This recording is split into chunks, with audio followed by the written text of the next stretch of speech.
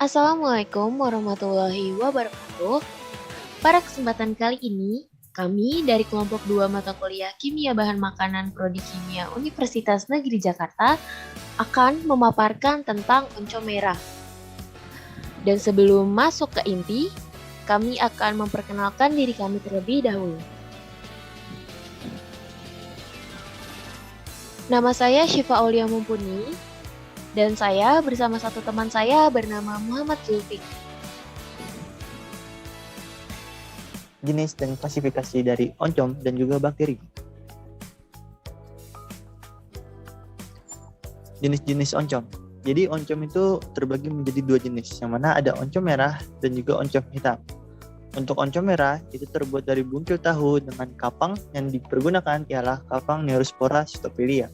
Tapi untuk oncom hitam itu terbuat dari bungkil kacang tanah yang mana kadang dicampur dengan tepung tapioka, dan untuk bakteri yang digunakan ialah Rhizopus oligosporus.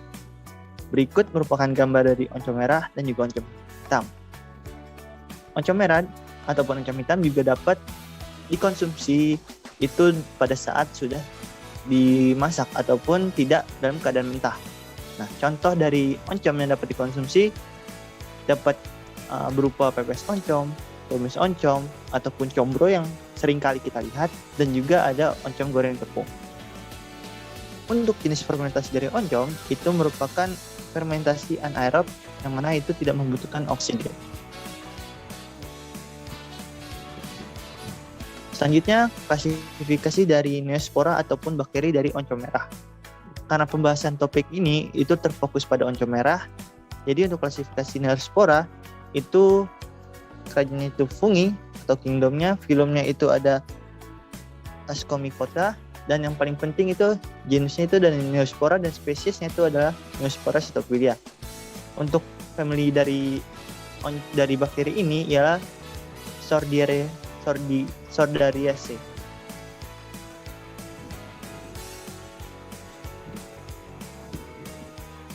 Selanjutnya ada proses pembuatan dari oncom. Perlu diketahui bahwa oncom memiliki beberapa bahan baku. Yang pertama itu ada bungkil kacang tanah, yang kedua ada ampas tahu, dan ketiga ada onggok atau ampas tepung tapioka. Nah, bahan-bahan ini semuanya adalah limbah dari hasil pengolahan komoditas sebelumnya, seperti bungkil kacang tanah, yaitu limbah dari proses pembuatan minyak goreng kacang tanah. Lalu ada onggok yang merupakan limbah dari proses pembuatan tepung tapioka. Dan ada ampas tahu yang merupakan limbah dari proses penggilingan kedelai. Simak video berikut untuk mengetahui proses dari pembuatan oncom.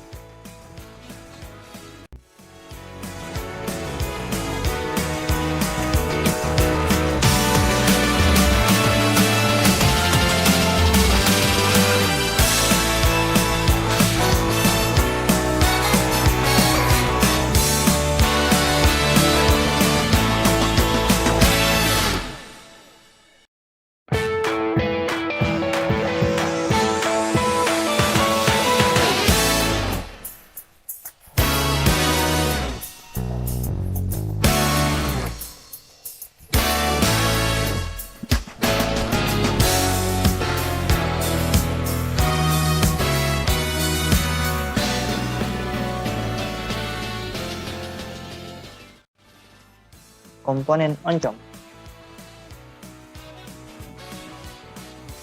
Oncom berasal dari ampas tahu yang sudah dihilangkan proteinnya. Ampas tahu itu merupakan limbah dari tahu.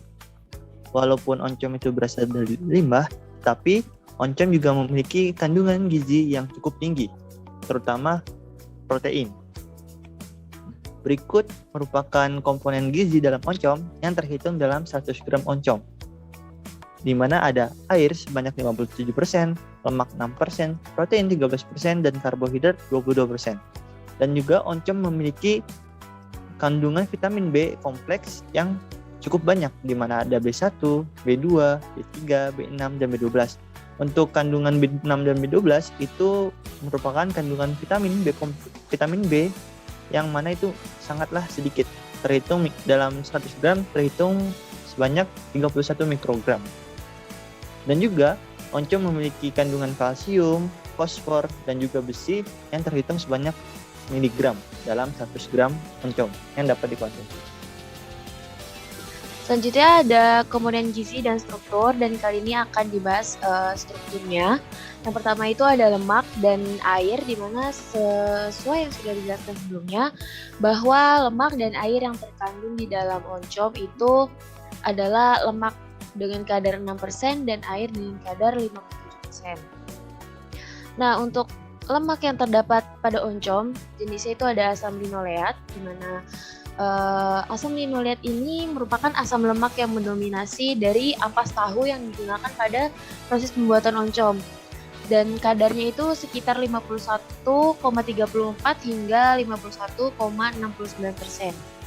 Dan secara kimiawi, asam linoleat ini adalah asam yang berantai karbon 18 dan memiliki 2 ikatan tangkap.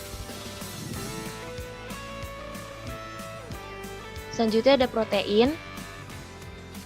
Walaupun dari yang sudah diketahui sebelumnya, protein itu memiliki kadar sebesar 13% dan kadarnya ini lebih sedikit dari karbohidrat, tapi oncom ini tetap menjadi makanan sumber protein yang baik.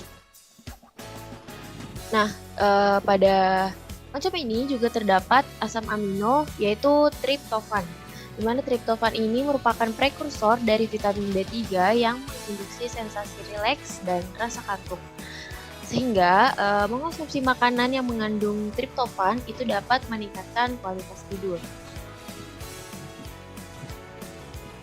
Selanjutnya ada karbohidrat, di mana yang terdapat di dalam oncom ini adalah pati, karena penggunaan onggok atau ampas tepung pada proses pembuatan oncom.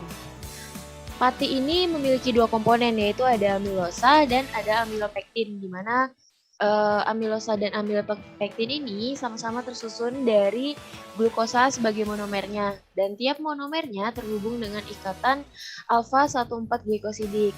Tapi bedanya kalau amilosa ini tidak bercabang-cabang, sedangkan amilopektin ini bercabang-cabang, dan di setiap 20 mata rantai glukosanya itu diikat dengan ikatan 16 glikosidik.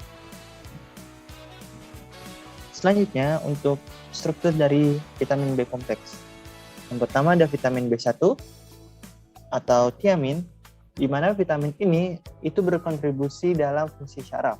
Selanjutnya vitamin B2 atau riboflavin itu membantu metabolisme energi yang baik untuk membantu kesehatan penglihatan kita dan juga kulit kita. Selanjutnya vitamin B3 atau niacin itu menurunkan produksi protein yang mana akan mengangkut kolesterol di dalam darah, sehingga dengan mengkonsumsi oncom itu dapat menurunkan kadar kolesterol dalam tubuh ataupun darah. Selanjutnya B6, di mana itu ada pyridoxine, itu berfungsi untuk kesehatan gigi, pembentukan sel darah merah, dan juga kesehatan sistem saraf dan pembentuk antibodi. Dan yang terakhir adalah vitamin B12, yang mana itu berfungsi untuk pertumbuhan, kesehatan sistem saraf, dan juga pencegahan anemia. Selain komponen gizi, oncom juga memiliki komponen non-gizi, yang mana pertama ada alkohol. Alkohol ini berupa etanol, yang mana ini produk akhir dari fermentasi. Selanjutnya ada amonia. Amonia juga akan terbentuk apabila oncom yang sudah difermentasi dan disimpan itu melebihi 1 hingga 2 hari dan akan menimbulkan bau amonia. Bau amonia ini muncul karena pada proses fermentasi oncom itu mengandung enzim protease. Nah, enzim ini akan memecah protein atau asam amino menjadi salah satunya amonia. Selanjutnya ada ester, di mana ini untuk memunculkan bau khas dari oncom. Selain dari 3 komponen tersebut, oncom juga memiliki aflatoksin. Aflatoksin itu biasanya terkontaminasi pada kacang-kacangan. Nah, kedelai juga merupakan kacang-kacangan dan juga kedelai merupakan bahan baku dari oncom. Aflatoksin itu berasal dari huruf A, asparagus, dan juga kata fla atau flavus. dan juga karena Aspergillus flavus ini memiliki toksin sehingga disebut dengan aflatoksin. Pada oncom, aflatoksin terbagi menjadi dua, ada aflatoksin B1 dan juga G1. Sebelah kanan itu merupakan gambar dari aflatoksin B1 dan juga G1. Sifat fisik dan sifat kimia dari aflatoksin. Nah, aflatoksin itu larut dalam pelarut polar. Selain itu juga sifatnya itu toksik dan tidak berwarna ataupun berbau. Gejala yang dapat ditimbulkan, yang pertama itu nafsu makan berkurang, lalu ada gangguan pembukaan darah, lalu ada kerusakan ginjal, yang terakhir itu dapat bersifat letal atau kematian.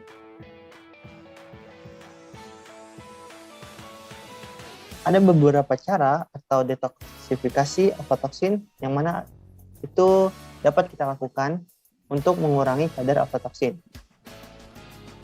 Ada 4 cara di mana dari Kems et al. Itu dengan melakukan 4 jam autoclaving, di mana itu dapat menurunkan 95% kadar B1 dan G1. Lalu ada Licu itu dengan dimasak selama 90 menit dengan suhu 150 derajat, juga dapat menurunkan kadar aflatoksin sebanyak 80% B1 dan G1-nya. Lalu ada Potts et al. Di mana itu dengan melakukan penyiraman UV dan dapat menurunkan kadar sebanyak 90% dari aflatoksin B1. Dan yang terakhir ada Van Ven, di mana itu dapat menurunkan kadar aflatoksin sebanyak 50% dengan menggunakan fermentasi Neospora cytophilia ataupun 70% dengan Rhizopus oligosporus.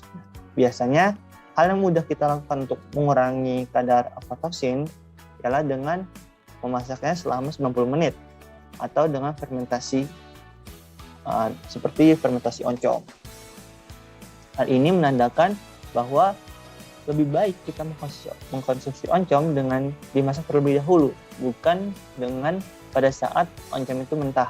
Karena kadar aflatoksin pada saat oncom itu mentah itu lebih tinggi dibandingkan pada saat setelah kita masak. Selanjutnya ada penyimpanan oncom, di mana oncom itu yang pertama, oncom dapat disimpan pada suhu ruang dan dapat bertahan selama 1 hingga 2 hari. Lalu dapat disimpan di lemari pendingin yang dapat bertahan 2 hingga 3 hari. Tetapi jika disimpan di lemari pendingin itu tidak dapat disimpan di freezer. Dan catatan jika disimpan di lemari pendingin dengan dibungkus dengan aluminium foil itu dapat bertahan lebih dari 7 hari dan setelahnya bisa langsung diolah menjadi makanan. Mengapa oncom ini jika di suhu ruang hanya dapat bertahan 1 hingga 2 hari? Karena jika disimpan lebih dari 2 hari atau 3 hari, selanjutnya oncom bisa mengalami kerusakan yang disebabkan oleh terdegradasinya protein di dalam oncom oleh enzim proteolitik sehingga terbentuk amonia yang dapat menyebabkan oncom itu tidak layak konsumsi. Selanjutnya ada fungsi oncom bagi tubuh. Yang pertama, fungsinya itu mencegah perut kembung. Yang kedua, sumber gizi dan energi bagi tubuh. Yang ketiga, menjaga sistem pencernaan. Untuk fungsi mencegah perut kembung dan menjaga sistem pencernaan, hal ini dapat terjadi karena pada saat proses fermentasi oncom yang dilakukan oleh Neurospora cytophila dan kapang Rhizopus oligosporus itu kapang-kapangnya ini menghasilkan enzim alfa-galaktosidase yang dapat menguraikan rafinosa dan stakiosa pada level yang lebih rendah, sehingga proses ini dapat membuat oncom tidak menimbulkan terjadinya gas di dalam perut yang dapat menyebabkan perut kembung serta dapat menjaga sistem pencernaan. Sesuai yang sudah dijelaskan sebelumnya pada bagian komponen gizi dari oncom, maka dapat ditarik kesimpulan juga bahwa oncom ini merupakan sumber gizi dan sumber energi bagi tubuh karena oncom ini memiliki kandungan gizi seperti karbohidrat dan protein dalam jumlah yang tinggi. Dan hal ini tentu saja menjadikan oncom sebagai alternatif sumber asupan gizi yang juga dapat menjadi sumber energi bagi tubuh. Berikut daftar pustaka yang kami gunakan untuk menyusun paparan kali ini. Kurang lebihnya mohon maaf. Wassalamualaikum warahmatullahi wabarakatuh.